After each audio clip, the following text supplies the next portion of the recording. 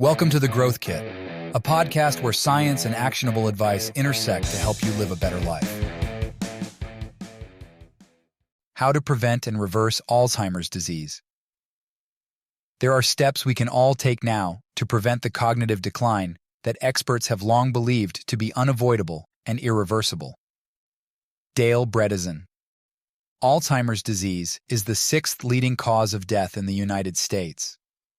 This chronic neurodegenerative disease is characterized by a progressive decline in cognitive function, including memory, thinking, and judgment. It's commonly held that there's no effective way to treat or reverse Alzheimer's disease. But then comes this new approach. In his book, The End of Alzheimer's Program, the first protocol to enhance cognition and reverse decline at any age, Dr. Dale Bredesen offers a new approach to preventing and reversing Alzheimer's disease. Dr. Bredesen is a neurologist and neuroscientist who has been studying Alzheimer's disease for over 20 years. Using evidence-based research and anecdotal data from the patients he works with, he has developed a comprehensive yet individualized program that addresses the underlying causes of Alzheimer's disease rather than just the symptoms. The program identifies 36 metabolic factors, micronutrients, diet, exercise, hormones, sleep, stress management, supplements, etc., that help to prevent and reverse Alzheimer's. What I like about this approach is that it's functional. That is, it addresses the root causes without using the Band-Aid approach.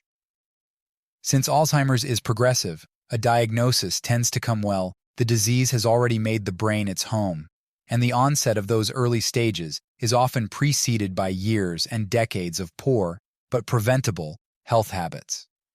The approach used in this book, therefore, is a way to not only to treat and reverse Alzheimer's, but as a way to minimize the risk of cognitive decline and other health concerns as we age. How to prevent and reverse Alzheimer's disease. 1. Address insulin resistance.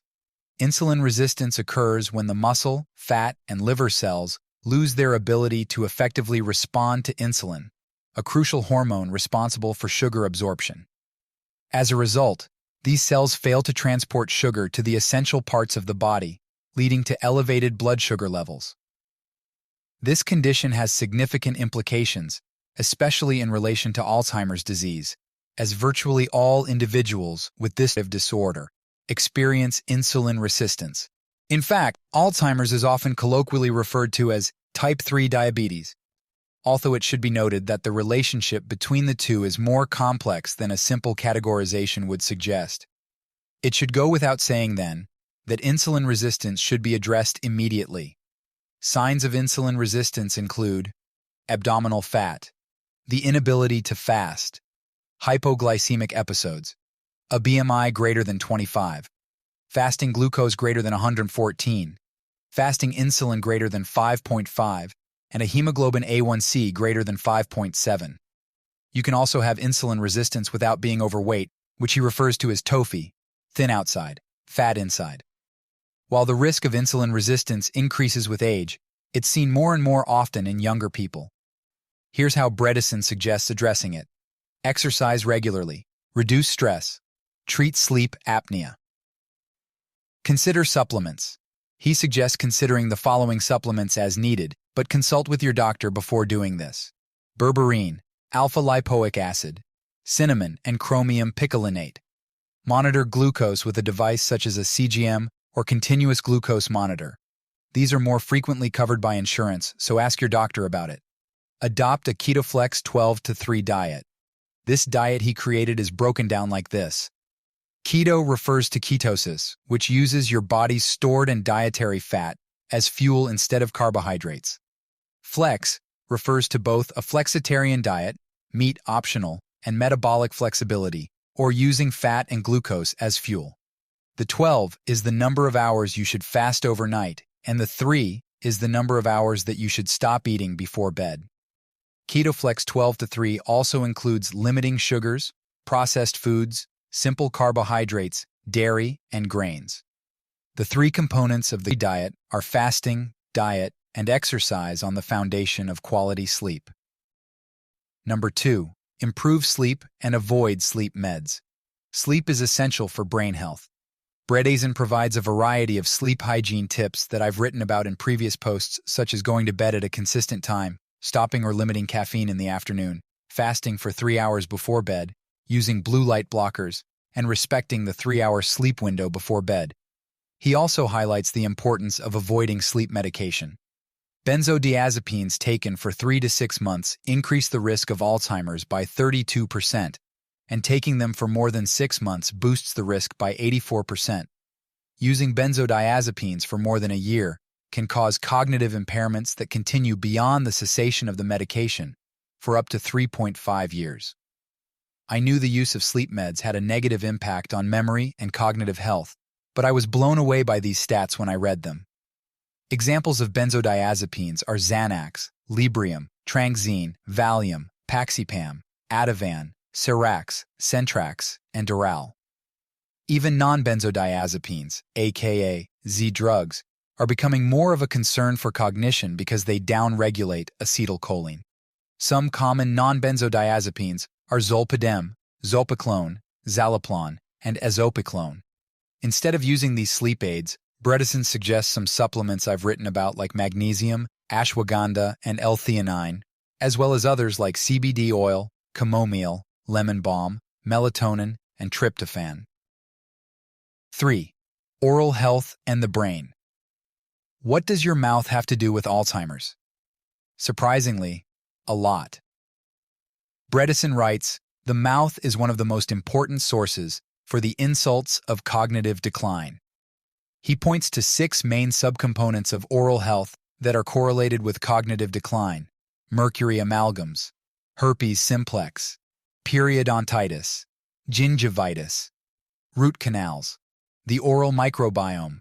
Mercury amalgams, also known as dental amalgam fillings or silver fillings, are a type of dental material used to repair cavities in teeth. For mercury amalgams, he suggests having them removed by a biological dentist. He also suggests having no more than 1 or 2 of them removed at a time and a few months between each sitting to allow your body to detox. I had my metal amalgams removed about 5 years ago when I first learned about the potential cognitive risks of having metal in the mouth, and not just mercury. While I can't say I notice a difference, I have no regrets about doing it. Cold sores, aka herpes simplex virus type 1 or HSV1, are viruses that live in the trigeminal ganglion, which are nerves of the face.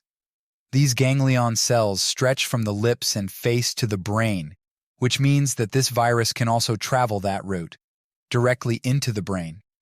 Bredesen recommends the antiviral acyclovir, or valacyclovir, to both treat cold sores as they occur and to prevent outbreaks. He notes that these drugs have minimal toxicity and are generally well tolerated, and people take them for extended periods, up to years. Talk to your doctor before beginning any supplement or medication. Some other recommendations he has for taking care of your mouth are to use an electric toothbrush and a water pick, do oil pulling, and stop mouth breathing. Does this program actually reverse and prevent Alzheimer's? Does this program actually work? It's important to note that there's no cure for Alzheimer's. This program is said to prevent and reverse Alzheimer's, and Bredesen's research helps to back this claim up, although this research is refuted. Despite decades and arguably centuries of attempts to manage Alzheimer's, we haven't gotten very far. This is a testament to how complex the human brain is and how unique each person's brain and body is, despite the billions that have been put up against it. Additionally, there are recent allegations over the amyloid hypothesis and the research surrounding it, which is a major issue in itself. To determine if a program works to mitigate dementia, it requires more than case series of reports. Replicable randomized control trials with strict protocols are needed, but they are costly, time-consuming, and difficult to conduct given that dementia is a multifaceted disease. Each measure taken to impact dementia, e.g. cinnamon, exercise, cortisol levels, requires its own study put up against a control group with many participants over many years to help determine if it even plays a role in cognitive decline. Even then, the methods, type of exercise, type of cinnamon, and the accuracy of self-reports and blood tests will be up for debate. This is a complicated game that the field of nutrition has been playing and arguably losing for years. Where does that leave us? In my humble opinion, this program is a great way to address your overall health and well-being, which in itself can support the prevention and reversal of Alzheimer's and general cognitive decline. The old results will vary. Adage applies to any approach that addresses humans and the brain, and this is no exception. However, if I, or a loved one, was diagnosed with Alzheimer's, then I would adopt this program. Thanks for tuning into the Growth Kit podcast. If you enjoyed this episode, please subscribe and leave a review. You can check out my website at mindbodydad.com and subscribe for more weekly insights sent to your inbox. You can also follow me on Instagram and Twitter at mindbodydad.